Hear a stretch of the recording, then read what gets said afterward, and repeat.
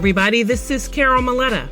Welcome to the Parenting 411 podcast, where we share information parents need from sources they can trust.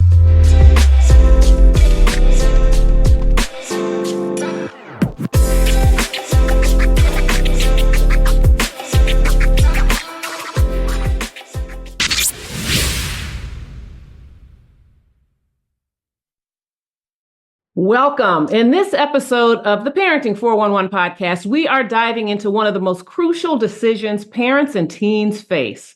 What comes after high school?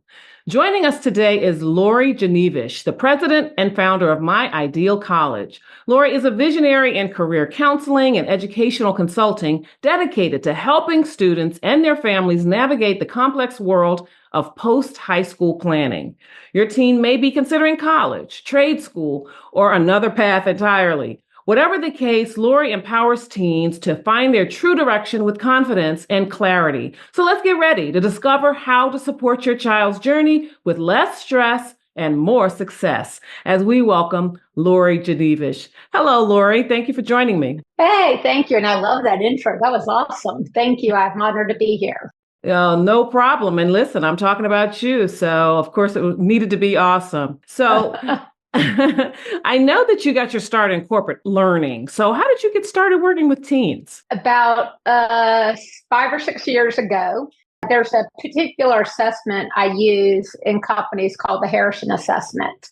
Mm-hmm. And I noticed their career piece got really robust. And I thought that maybe, I was like, I wonder if teens could use this to not find out what career is going to help them the rest of their life, but what's the first career that's going to get them off on the right foot after high school. Mm-hmm. And then I found out actually in Australia, that's the preferred assessment that they use in Australia is the Harrison Work Preferences Questionnaire. So, and I also, part of my passion is because I had young kids at the time. And also I was 24-year-old, not knowing what I was going to do with my life with a college degree. My dad said, why don't you go see a career consultant? And we identified the right career for me. So I wanted to help teens not get to where I am. Or got to where I was at 24 years old, not knowing what I was going to do with my life. And it's so interesting that you talk about that. A few things that you said.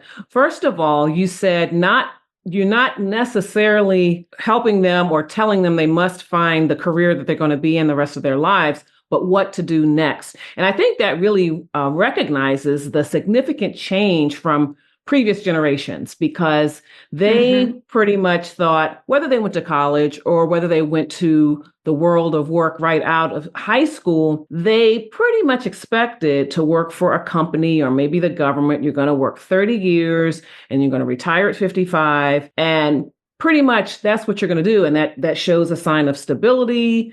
And, changing jobs would look like you weren't focused. You didn't know what you were doing. Whereas the paradigm has really shifted, and it's really about finding the right fit for you and recognizing that 5 years in, say, if you decide you want to go in a different direction, you might like the type of work you do, but you want to do it in a different way. You want to do it for a different organization, then you can pivot. I love the way you talk about that. And I'm sure that more of that idea will come up as we go on. But I just wanted to point out, because I really think that my generation, compared to my parents, we were the first ones where you didn't necessarily stick with the same company. It was just very different from what both of my parents did. I also will say that there were some other factors. There probably have been some other factors in the world as well, in terms of not providing companies not providing the pensions, and then government employees having to now invest in a 401k and manage that, and well, pretty much almost everybody having to contribute to something like that and manage your own investment nest egg, as opposed to expecting your company to pay it out. So that probably drives it a little bit too. But I think it's great though, because it really follows human nature. This approach. Exactly. And I do get parents like, how can someone that's at 15, 16 years old possibly figure out what they're going to do with the rest of their life? And it's not that, right? It's a huge investment after high school, not only money, but time, right? And you want to make sure it's going to something that's right for you. Right. And so we've talked about how the decision can be very different now from our time and also during our parents' generations. So what else is different, do you think, compared to when we were in school? And what are some key differences that parents need to be aware of when guiding their teens? Honestly, job opportunities, right?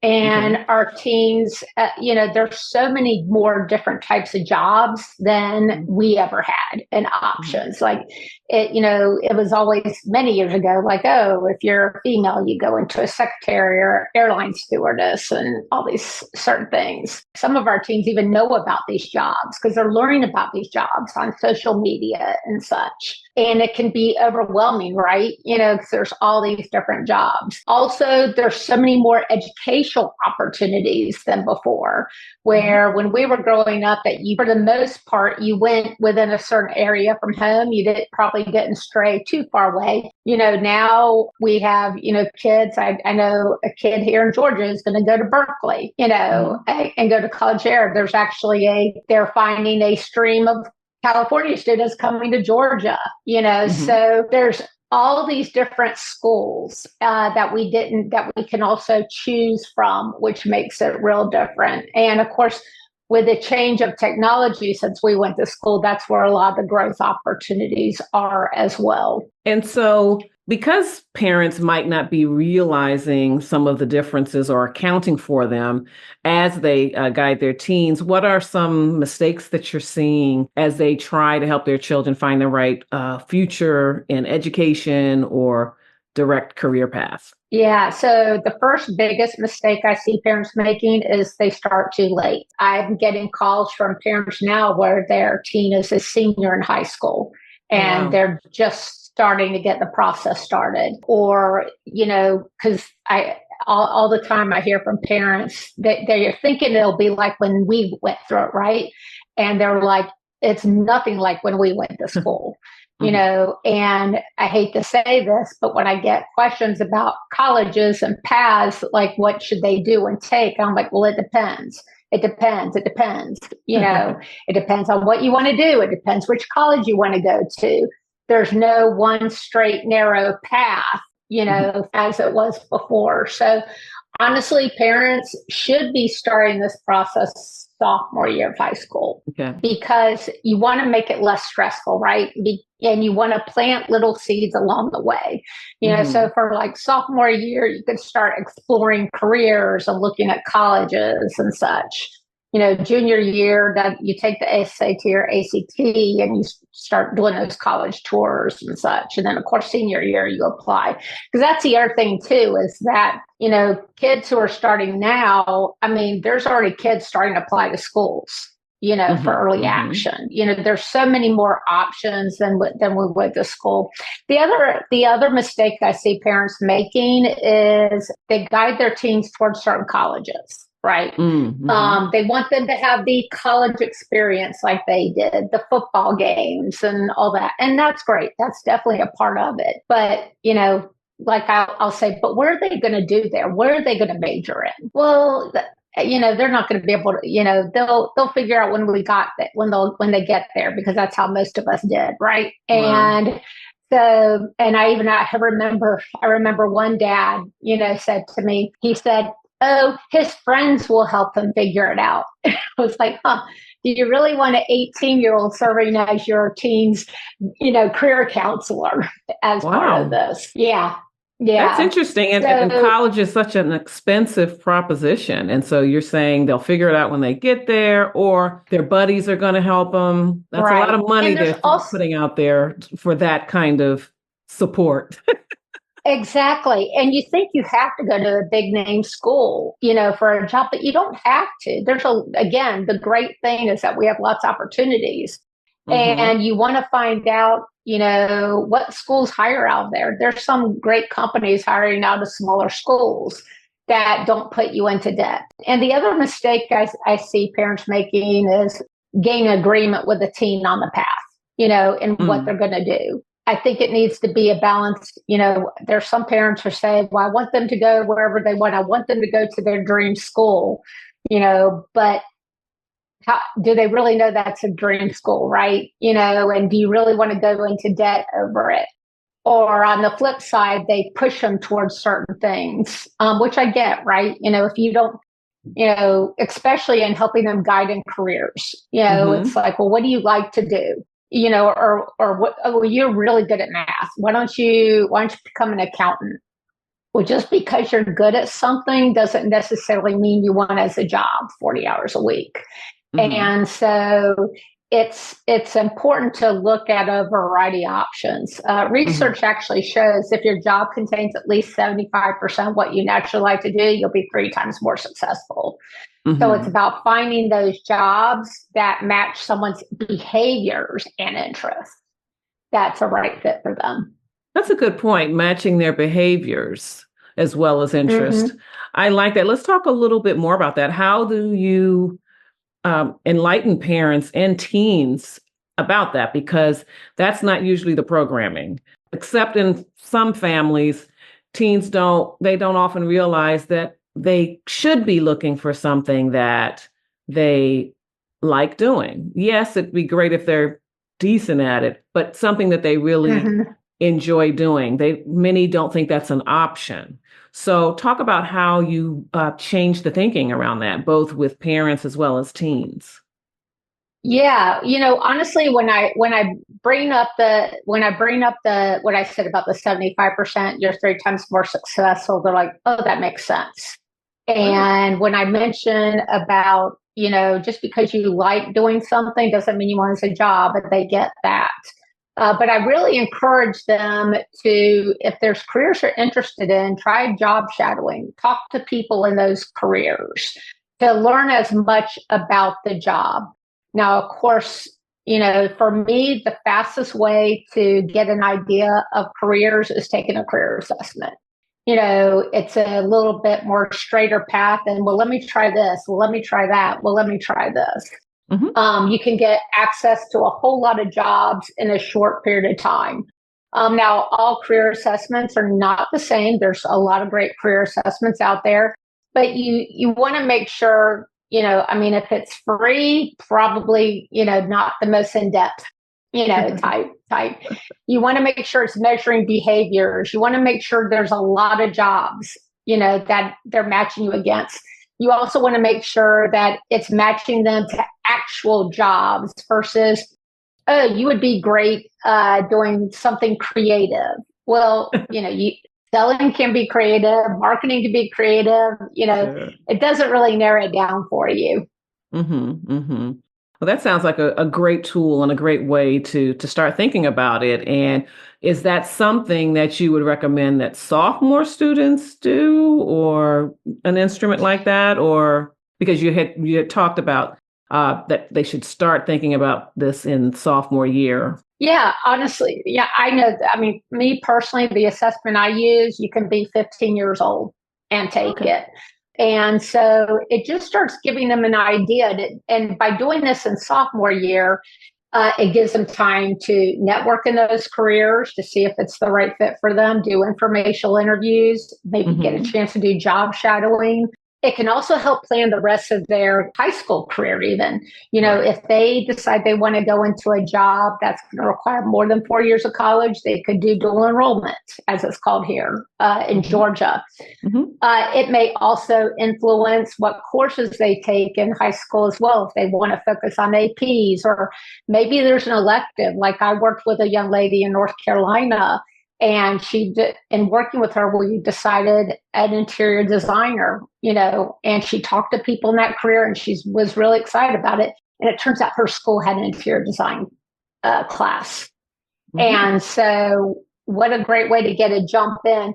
Also, it helps when you apply to college, right? When they see there's some focus and why you want to go, it can give you a leg up in the college admission process versus going in undecided. That makes sense. And I know that we're talking a lot about going straight to college, but we also know that for some students that may not be their path. So how can parents determine if college is the right path for their teen at all, or even if it's a thing where perhaps they could use a gap year or something like that? How can parents come to that conclusion? Yeah, I mean, if your teen is even just saying, look, I really just don't feel like I'm ready for it, have a discussion with why. What is it about college? What are what concerns you about it? And again, a career assessment, what careers would be good for you then if you're not going to go to college?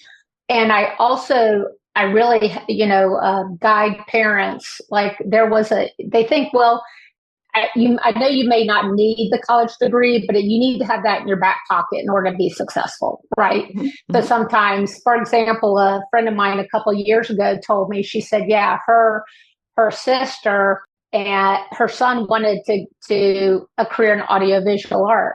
He didn't need a career for that. He didn't need a college degree for that. He could go to a technical school. Mm-hmm. But the parents, understandably said, we still want you to get a college degree. Mm-hmm. Well, a year and a half of college, he dropped out, not because of the audiovisual, it's the other stuff.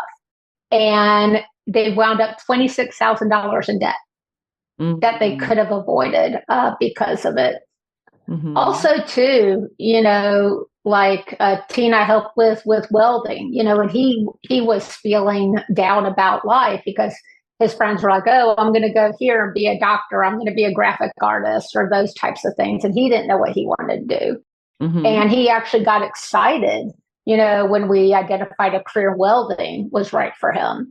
Mm-hmm. And so, he's like, you mean to tell me after 2 years of school, I could be working? And while while all my friends are still in college, maybe getting into debt. And it's like, yeah, he said, sign me up. So I actually been working with over the summer. I worked with a lot of college age students because they mm-hmm. did go in undecided and they still hadn't figured it out. Right. Mm-hmm. And they need some help and guidance. And I think as parents, we really need to change our mindset because I worked with one gentleman this summer. He was mm-hmm. on his third college. Oh, wow. And mm-hmm. the parents said, maybe we're realizing this might not be the right fit for him. Mm-hmm. And it's okay, right? Mm-hmm. And it's mm-hmm. not that college will never be there. In fact, the young man I worked with, he is going to go into a trade, but he says, I want to go back. I just don't want to right now. And right. The thing is where you work may end up paying for that college degree. That's right. Because a lot of companies are doing that. So, yeah. Mm-hmm. Mm-hmm. And the other thing, too, because there's a lot of companies out there. There's Google, there's Home Depot, Walmart. They're offering apprenticeships. Mm. And so someone could start off with that. And if they show a lot of initiative, they could move up that way. It's because these mm-hmm. companies are realizing that student loan debt is a thing and they're trying to find ways and also get, help their workforce as well.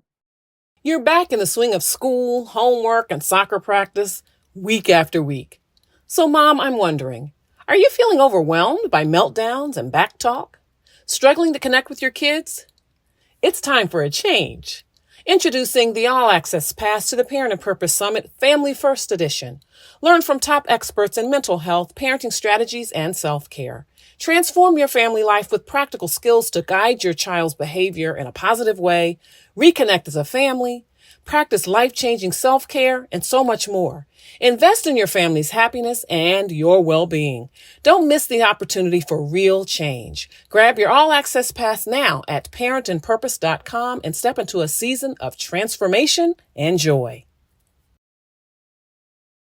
For those students who believe they are ready to go to college, mm-hmm. What are some important factors that they should keep in mind, and as well as their parents, what should they be thinking about to pick the right college? Exactly. Exactly. Well, obviously, location is important, right? If a teen, gets homesick easily, you may not want to send them far away, those types of things. Mm-hmm. But does it have the major, that will get you the career that you want to get into? Where are the internship opportunities? And you really want to not only for internship overall in the school, but for that particular study you're doing. For example, you may pick a school, they have internship opportunities, but they're more teaching opportunities. They may not be the, what you want to do for an internship perspective. Also ask what companies are hiring and what kind of jobs are they hiring for out of that. Also the environment, class size. Does your student be in a big class, or they prefer smaller size classes? Do they like one-on-one time with the teachers and having that opportunity? So location, but also major internship opportunities and class size are some of the biggest things. Now, as I mentioned a little earlier, I mean, of course, college is such a big expense, very cost intensive undertaking. And so what should parents be doing in the way of financial planning to save money on their children's education without compromising quality? Yeah, well, I'm definitely not a financial planner. I would say they need to talk to their financial planner regarding those things. But look at your options. Look at school. There's lots of great schools out there that you probably never even heard of that cost significantly less. Look for merit scholarship opportunities as well. That's why it's also good to do a little bit of pre-planning so that if you're looking at ABC schools, what are the merit scholarship opportunities and what are the requirements? Because people say, this whole ACT, SAT thing, it was optional. More people are bringing it back in. But for merit scholarships, you have to have a 9 times out of 10 a SAT or ACT score. So, and depending on your score it will tell you how much money you'll get every year. But again, knowing these things sooner than later can help you plan for it. Also, too, there's a lot of schools have major-based scholarships. And so if you know what major you want to go into, that will help as well. There's also something called the Academic Common Market and similar programs where if your state doesn't offer that program, but the next state does, then you could get in-state tuition because of it. That's nice. That's very nice. Yeah. Is that normally a local arrangement, close proximity, or is it, Yeah, and there's different ones depending on where you are in the U.S. Here it's called Academic Common Market. It can change, but the school may decide. But it is there as an opportunity for you. The other thing I advise parents as well, just from a financial perspective, like if you have a budget number, but your son or daughter is applying to a school and you're like, we can just make ends meet if they go into this school, make sure, what if they, sometime within those 4 years, they up tuition? Are you going to be able to handle it? So you have to, they may or may not, you just don't know. Yeah, that's definitely a good point.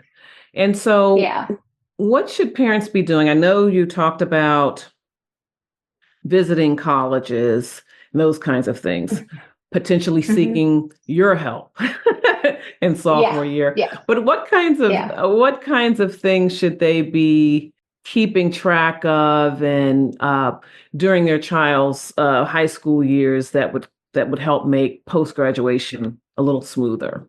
Absolutely. I get questions a lot about volunteerism, right?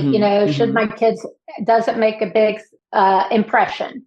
I would say it can, but it's about quality, not quantity. Mm-hmm. It's not try everything a little bit. It's about sticking with one thing and building up leadership skills and showing how you've grown as a person. So I tell them, if there is a career they're interested in, say they want to be a veterinarian, volunteer at a local animal shelter, or if there's just a cause they're passionate about, or even if they're in a sport or band or something, find ways to build those leadership skills, because that's the kind of thing you're going to want to put in a college application essay.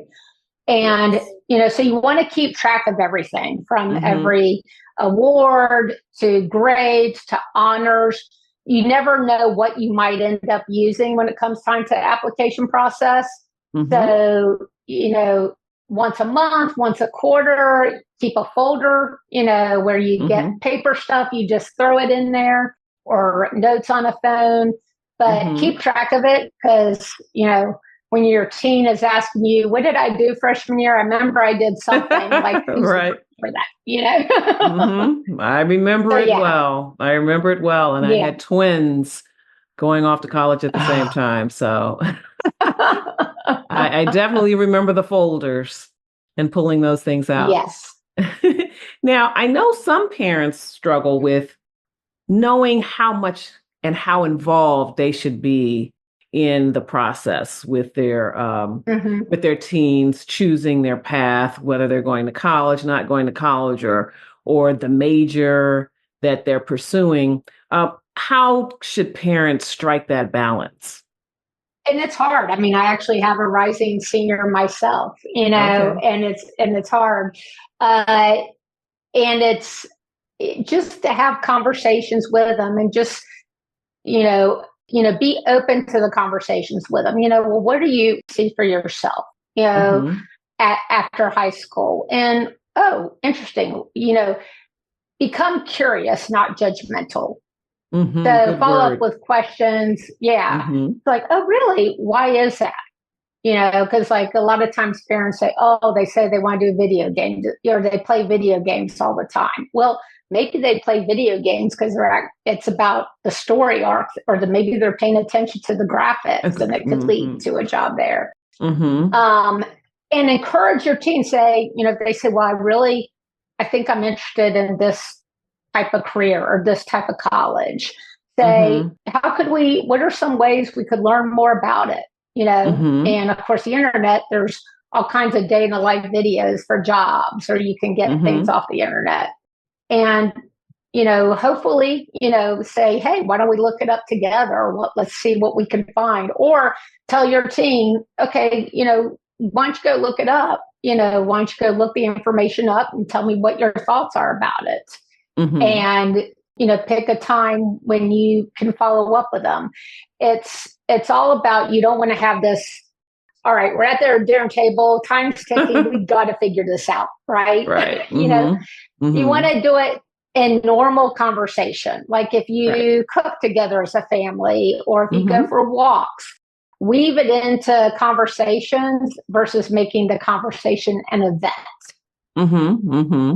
Yeah, I can definitely say that's a good idea, a good way to approach it when I think back to my times in high school, leading up to that senior year, including one son saying, maybe I won't go to college. And I was like, well, that's okay, but you need a plan.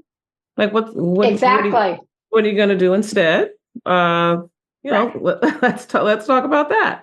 And so I don't know. I think initially, he probably had heard from friends how overwhelming the whole process was and all of that, because ultimately he wanted to go to college. But I think initially he probably heard that from his upperclassmen, his friends who were upperclassmen talking about the process, and he was like, "Whoa, I don't know." But but I was like, but that's okay. If you have a plan, that'd be great, though. I would need to know your plan, what you're going to do when you graduate, what are your interests, what you're interested in. So, I think that's great, and I think that's a conversation that should have always been had. But I believe parents are a little more enlightened about it. They're they're trying to be a little more open. So I think that's great. And then thankfully, people like you are here to help guide that conversation. Yeah. And I would say too, do college tours with friends, have them, that way it's, more fun. Your team might be more relaxed because they're with their friends, and so it can make it a more enjoyable event from that perspective. And if the teen wants to take a gap year, it's okay, but what's the plan, right? Right. Are they going to work? It's like, well, I'm going to figure out what I want to do. Okay, great. What are you going to do differently that you're not doing now in that gap year to figure things out? So, yeah. Right. And something else that we used to do too was to dovetail our vacations with visits to college in the towns or cities that we were in. And of course, they may not have expressed an interest in that particular school, but they could learn about different types of campuses: open campuses, closed campuses, city campuses, rural campuses. So I think that was kind of helpful by the time they really did start doing the serious college search. Like one son knew that he didn't really want to be in, like he didn't like a city campus, where the college is kind of all over several blocks in the city, and and there's no kind of gate or really showing you the boundaries of the campus. It's just kind of all over, and you just kind of have to know where you're going. He learned that, I think, from going to on some random visits that we took to other colleges. So it can really be helpful. Yeah. Yeah. The other tip I have is when you do campus tours, ask to sit on a class and see if you can take notes.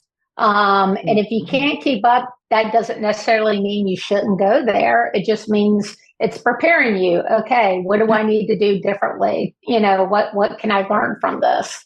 Right. So when I get here, I can keep up. Yes. So how can we follow you? And if you can share your website or anything that you're doing so that we can follow you. Yeah. So my website is myidealcollege.org, O-R-G, myidealcollege.org. I am on Facebook for My Ideal College. My Instagram is official My Ideal College because I got hacked. So you want to use the official one. And also you'll see, if you're interested, is I do have the Ultimate Survival Guide for post-high school planning. It's a ebook where it covers all the different little areas we've talked about here, but in a little bit more greater detail. So we talk about the different types of applications. We talk about, what all the terminology that you have to get yourself versed in. And we do talk about exploring trades because that may be the fit for your team. And would we find out about that at your website, or do you have another link that you can share? Yeah, no, if you go to my website and up at the top in the middle, you'll see Ultimate Survival Guide, and you can click on that to learn more about the Ultimate Survival Guide.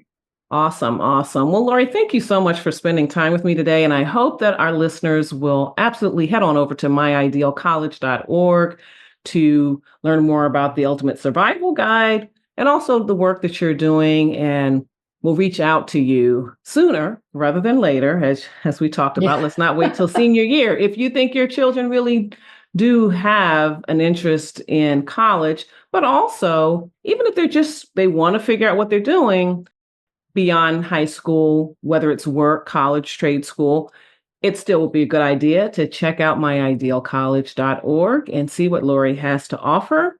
And here at the Parenting 411, I would love for you to head on over to parentandpurpose.com. We are offering our all access pass to the Parent and Purpose Summit, Family First Edition.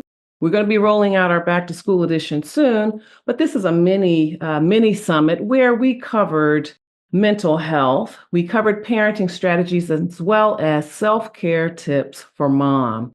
So head on over to parentandpurpose.com to grab that all access pass. Not only will you be able to hear interviews and discussions with experts that serve parents in many, many ways, we also have some bonuses for you, some ebooks and some other webinars that will help you in terms of your relationship with your children, building strong connections in your family, and setting everyone on the right foot for having a good school year. And you'll also be on our list where you can learn more about the Parent and Purpose Summit Back to School Edition. So that's parentandpurpose.com. And as always, follow us at the Parenting 411 on Facebook, Instagram, and YouTube. You will also be able to watch this interview on YouTube as well. If you kind of came in midway and didn't get to hear everything, head on over to YouTube at the Parenting 411. I appreciate you listening. And as always, remember, it is never too late to be the parent you want to be. Thanks for tuning in, and I can't wait to talk to you next time. Bye. We bring you this episode for the purpose of information and entertainment only. It is not the intent or purpose of the Parenting 411 podcast or Carol Maletta to provide an exhaustive reference or guide on all aspects of parenting, childcare, and family life. You are strongly encouraged to read all available information, consult medical or other appropriate professionals, and pursue all reasonable means to learn as much as possible about parenting to complement what you gain here, and then tailor the information to meet your individual needs. Yes, parenting is a serious matter, though it is not an exact science. The context and insights offered in this and every episode represent an account of knowledge and personal experiences of the host and any featured guests for the viewers' and listeners' information and consideration. The host and guests do not guarantee to our viewers or listeners any specific parenting outcomes from this episode or taking actions described here.